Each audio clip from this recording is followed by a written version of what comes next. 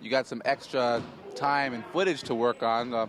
What are you taking away from what you saw from your group? Talking about the 2 overtimes? Yeah, that's really – but it was good. One thing we took out of the game last night, we're not satisfied, again, not really caught up in the wins and losses.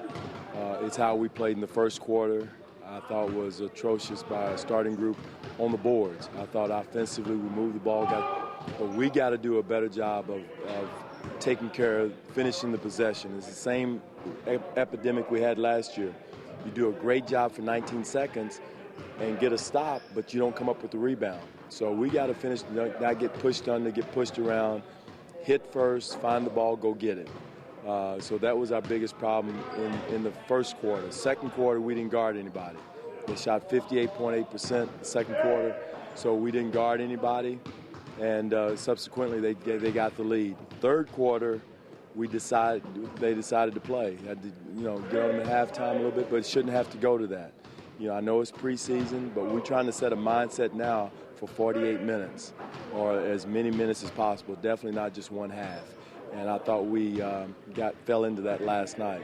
So, yeah, we won 2 overtime games, but, again, we got to do a better job from Jump Street.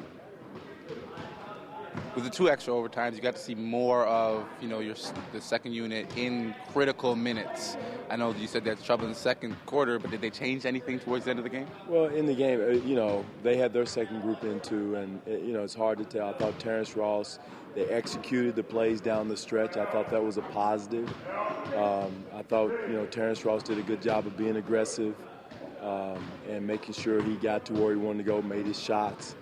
But execution down the stretch was the biggest positive I saw. I don't think any one individual other than Terrence stood out, and he did it only because of his offense. And, again, I'm more concerned about the big picture more so than who played well down the stretch. I'm concerned more about the big picture of rebounding. Someone who did stand out to Meta World Peace was Tyler Hansbrough, who World Peace headed to Twitter to defend Hansbrough's style of play. But how good was that to see a guy in preseason? Matt mentioned it. He looked like he was playing in Game 7 of the conference finals. Who did you Tyler say? Hansbrough. No, who's the other guy? Meta World Peace. World Peace, okay. All right. No, he and Tyler, they had a little thing going last night. It's good to see. We need that agitator. Tyler's a tough guy. Asked our players here in practice, they get after it. Today was a spirited practice. I like that, but we just have to save our venom for the other team. And that's good to see. As long as you keep it clean, both teams are competing, and you got a guy that's a warrior like Meta. That those things are gonna happen. Yesterday, it seems like Terrence is almost easing his way into games a little bit, starting off a little slow. What does he need to do to correct that? Well, if he wants to get on the floor, he's got to come off the bench in the second quarter ready to play. That whole group has to come in ready to defend, and that's what we didn't get. They came in the second quarter like, okay, we got 4 or 5 minutes to get loose. No, you don't. You don't have 4 or 5 minutes to get loose. It's time at that time to jump in, play, compete, and either increase the lead or at least serve a whole serve. And they did not do that. Nobody on the second group did that, and that's what I was upset about. First, with the first group not rebounding and having the proper tags on the pick and roll, and then the second group not competing in the second quarter.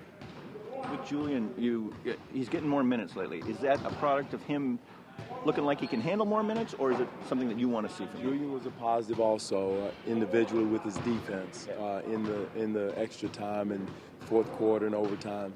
I thought his numbers don't look like it offensively, but he was always in the right place. Came up with 2 big steals, executed the plays down the stretch, got the ball where it was supposed to be down the stretch. So that was a positive way he played. Does it look like he's getting healthier? Like, are you seeing more jump? Oh, no question. He is getting healthier. I think his body is getting healthier. I can see a difference between when he came back in September to now. Yeah. Just his bounciness, his explosiveness is totally different than, I thought he was moving gingerly in September, but now his body's getting stronger, and his history has been just staying healthy, and he's done that so far. You're focused on your team, but you're curious to see where Ed is at tomorrow? I love Ed to death, but I'm concerned about the Raptors. You know, our rebounding, our defense, our handling the pick and rolls, our handling their post-up game, keeping Ed off the boards. I'm concerned about that, keeping him off the boards. But Ed's a beautiful young man. I hope he gets, you know, his contract situation situated there. He deserves it.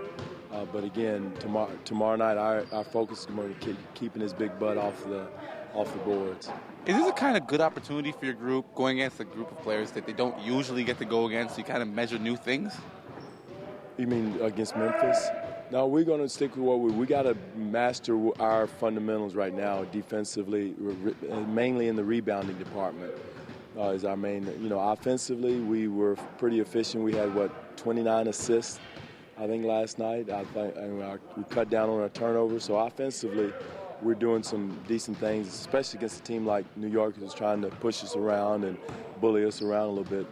So offensively, we're okay. I'm concerned about our defensive rebounding. What's the adjustment that Jonas Sinamir made on the boards in the second half there? Because I think it was a 9 rebound advantage for New York at the half, and you said they cut into it there. They decided to hit people. They decided to hit first and then go get it. They decided to you know, not get pushed under the rim. I think that's the main thing, is they decided to do that. And you know, you got to make that decision early, you know, and then after me going in at halftime and getting on you about it, you got to do it early in the game, first quarter, because when the real starts for real, everybody's going to be rebounding, and you're going to say, whoa, Coach, I didn't know these guys were playing this hard. So we got to set the tone now and start our rebounding habits now.